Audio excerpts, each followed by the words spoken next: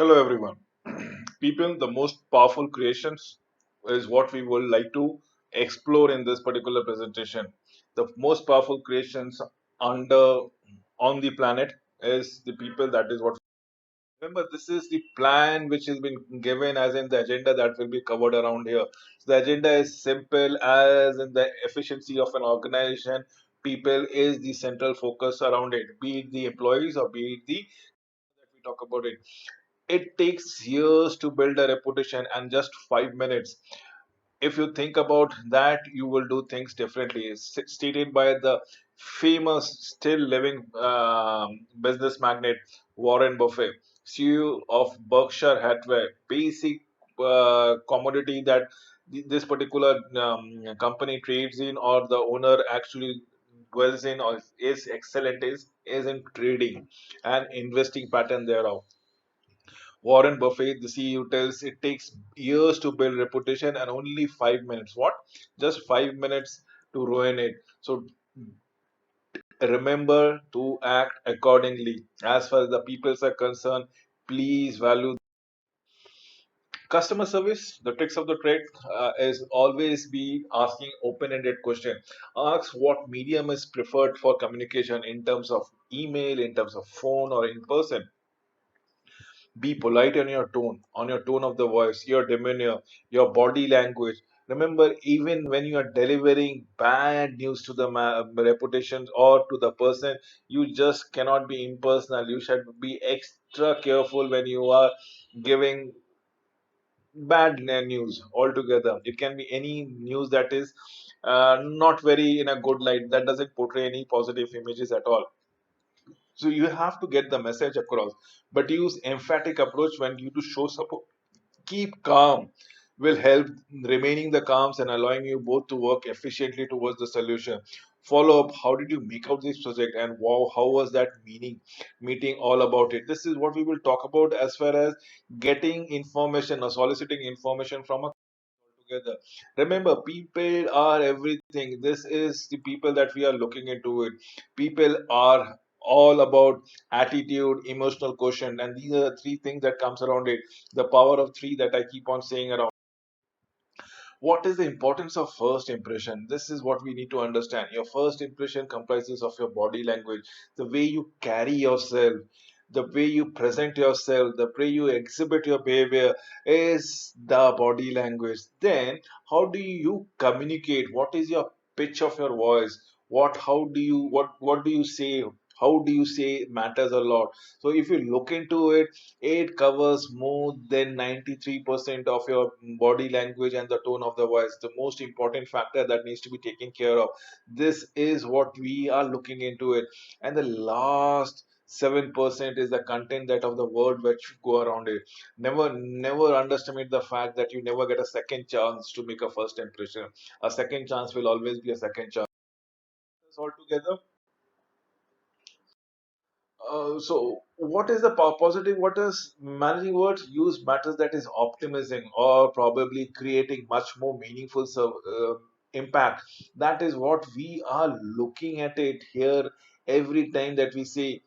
So communicating in this way will change the ways you present, receives your feedback. This is most important as to how you will carry yourself. It should be too personal, encouraging, passionate, and empowering as the way you want to go across with it. It should be too personal. It should be personal. You are able, if you can refer them or address them by the name of the person, nothing like it. If you can put in a requesting tone, obviously it becomes much more manageable. And if you can empower or make a sense of appreciation given to it, the other gentleman or the lady will feel empowered. Probably you'll crux the deal. Remember, people is the central focus of any process, be it within your personal life or in a professional life. So what do you think are the keys to a strong first impression, as in people, as in about the company that we come across with it? Let us understand. First and foremost thing is effective listening. Most people do not listen. What do? We hear. Even in this particular video, the session that you people are watching, probably many of the times 99% of the time you will be going through the motion of hearing, and only there will be 1% of the time which will attract you and probably you'll listen to it. This is what I wanted to go around it. Most of the people do not listen, and even if they listen, they do not have an intent to understand at all. So that is what we got to go around it. Listen to with an intent to reply. Give. So let us understand what are the habits that needs to be avoided as far as listening is concerned. First and the foremost thing is the faker. All outward signs are there. For example, nodding, making eye contact, giving occasional yes, yes, right. So what we are doing, we are giving those punctuation marks, giving the feeling that the other person to the other person that we are actually being interested. Is the faker, probably something else is going through the mind. Then there's an interrupter who doesn't allow the speaker to finish, probably will interfere with a question or a point of view and seek information for speaker, probably maybe too anxious to talk himself for him or her. That is what the interrupter is all about. It will not allow the speaker to complete the gestures of full communication that he intends or she intends to go around it. The quick switch, people who make the conversational topic from one topic to another topic. Oh, that's nothing. Here's what happened. I remember when this. So basically, people, I have just glorifying from one topic. You are presenting a topic, discussing the topic, and suddenly you take out, oh, this was also related in something sometime back, or probably such and such places, such thing happened. And we are switching topics. We are not allowing the speaker to focus on one particular topic altogether. The rebuttal maker is the person who only listen long enough to form a rebuttal at the worst. So basically, they have a negative feeling all throughout it. They are looking for avenues where they can give a fitting rebuttal altogether, wherein they want you to be proved wrong. At the minimum, the person wants to make the other speaker see the other point of view. And then the last one is the advice giver. Giving advice is sometimes very useful, definitely yes, but however, at other times it interferes with good listening because it does not allow the speaker the freedom to articulate their thoughts altogether and present in a meaningful fashion. The speakers, it doesn't help the speakers solve their own problem. In fact, it prohibits them on the other way around. So let us understand. We have already spoken about the negative impacts on how do we reduce it. Let us understand the effective listening technique that comes around it. First and foremost thing, give your full attention, clear your mind, your hands, your face, and probably face the speaker, maintain eye contact and concentrate. There's nothing wrong with concentrating at all. Have an open mind. You might not agree with the speaker, but then let us all agree to disagree. There's nothing wrong in it. Avoid interrupting. Suggesting solutions too soon can be frustrating to the speaker altogether. Ask question. Yes, foremost thing is to ask question. Acknowledge that you understand the student thing.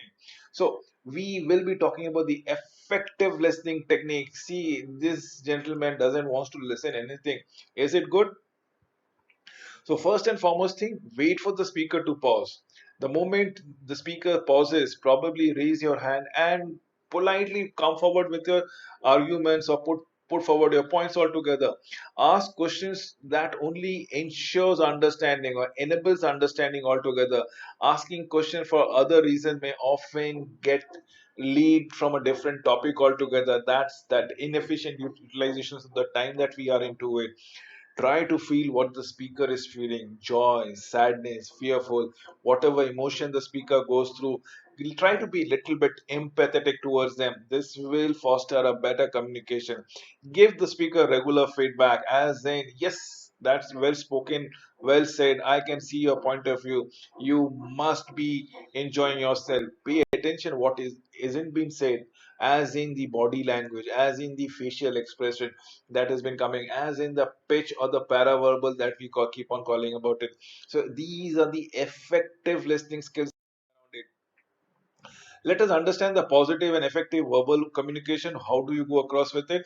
First and foremost thing, the complex words vis-a-vis simple word.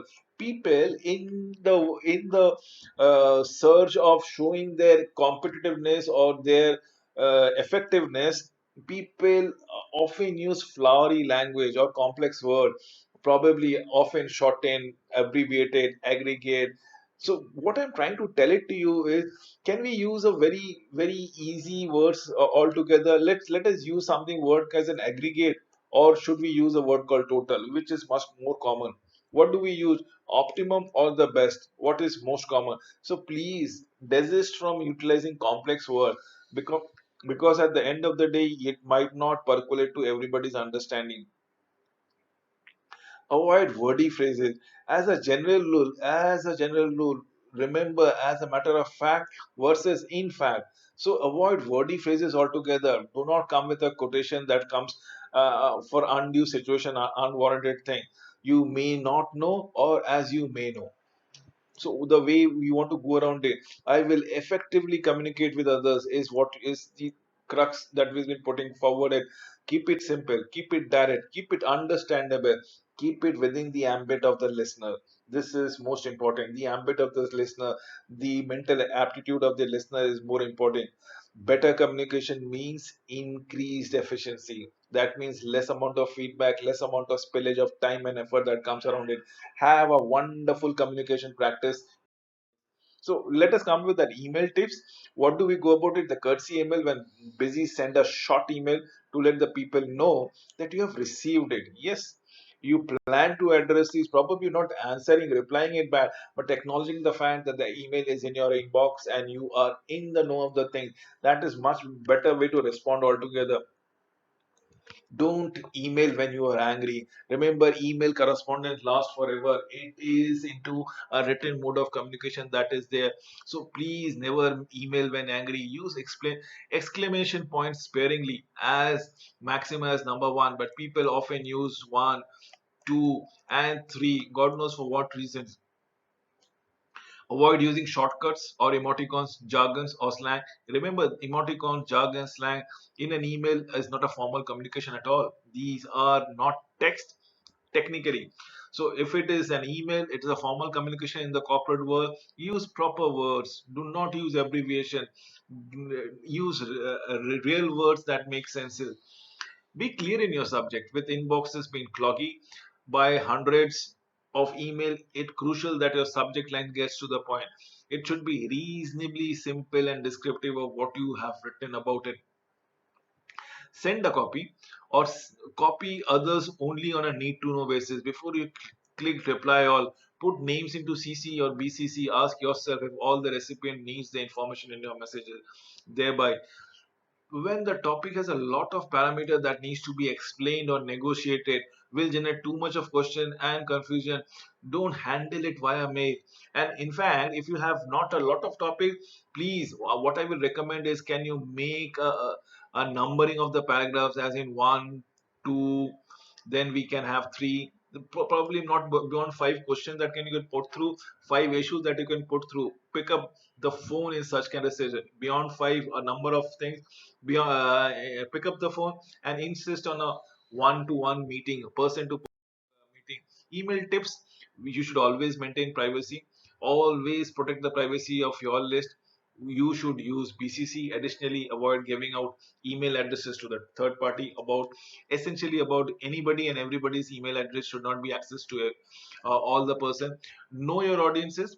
Your email greeting and sign off should be consistent with the level of respect, with the level of formalities that the person you're communicating with. Keep it short and get to the point. Long emails are typically inefficient. Did I say, if you have got a lot of point, if beyond 5 points, you should always pick up a phone and vouch for a face-to-face interaction. One. Second will be, if there are few points that is bit on a longest time, around 5 points, you should make it into pointers and be specific, be straight, be direct, get to the point that you are looking at it. Your email, remember, is a reflection of you. It's the way you carry yourself. each time you mail, you send, it is all about your reputation that has been scattered, that has been disorganized, that has been filled with mistake. The recipient will be inclined to think you as a scattered, careless. So your email should be perfect, it should be spell checked, it should be weighted around, the word should be knowing around it.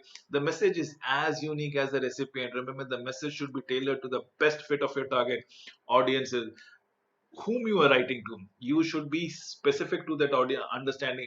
You cannot utilize technical jargons to a person at the lower echelon or at the supervisory level altogether. Similarly, you cannot give financial details to anybody in the industry or in the company. It has to be very specific, it has to be very confidential. The message should be pertinent to the recipient. So action plan, what will you do, will implement such a concept from today? You need to tell me, decide me. You, when will you do this, as in what you will do? I, this very moment is the right moment. Every time you want to improve yourself, what result do you expect and how will they be measured? They, you result will be visible only after a sizable part of the time has been passed, let's say a month from today. And you will see the confrontations or the appreciation that you will receive over a period of time. The way people will be greeting you, interacting with you, will show the measurement of your actions altogether. Any assistance that you require in the implementation of the plan, definitely improvise on your vocabulary. With this, I come to an end of this presentation. Thank you for watching this video.